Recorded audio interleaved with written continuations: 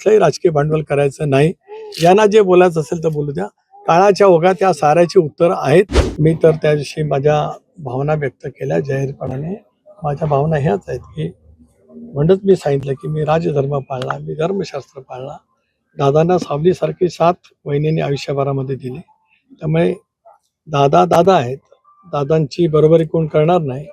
पण दादांच्या विचारावरती त्याच पद्धतीने मार्गक्रमण करण्याचा आणि विशेष करून एक कुटुंब म्हणून सर्वांना सावरण्याचं, धीर देण्याचं, धीरोदात्त पद्धतीने स्वतःवरती प्रसंग आलेला असताना बहिणी ज्या पद्धतीने करतात, आम्हाला सर्वांनाच बहिणी ह्या दादांच्याच ठिकाणी आहेत. आम्ही त्याच पद्धतीने मानतो आहोत.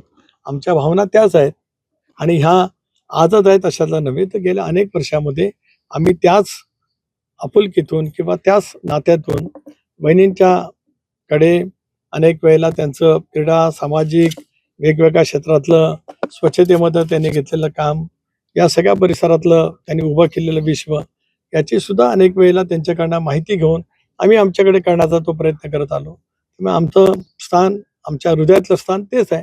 राज्यसभा कोणाला पटेल यांना पूर्णपणे माहिती होती असा दावा शरद पवार गटाच्या एका बड्या नेत्याने केलाय. जाऊ दे कोण नेते काय बोलतात, मला सगळं माहिती आहे.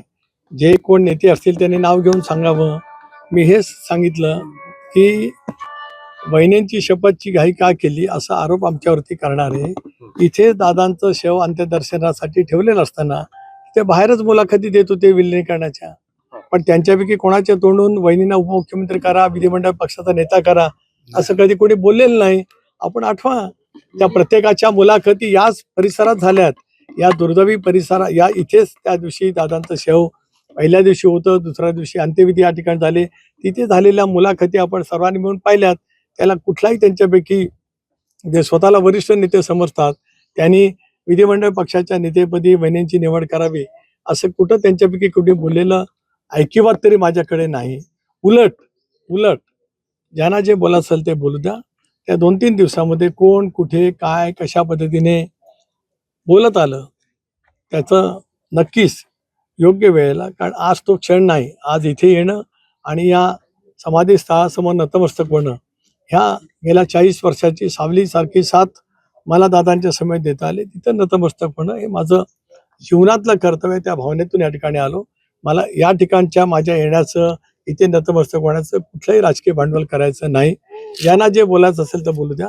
काळाच्या ओघात त्या साऱ्याची उत्तरं आहेत आणि माझ्याकडे सुद्धा 26 वर्षाच्या वाटचालीतली दादांचा प्रवास, त्याच्यामध्ये निर्माण केलेले अडथळे सगळं माझ्याकडे पूर्णपणाने, मी त्या अनेक घटनांचा साक्षीदार असल्यामुळे मला त्याच्याबद्दलची पूर्णपणाची माहिती आहे. महाराष्ट्रातील सर्व बातम्यांचे विश्वासार्ह व्यासपीठ,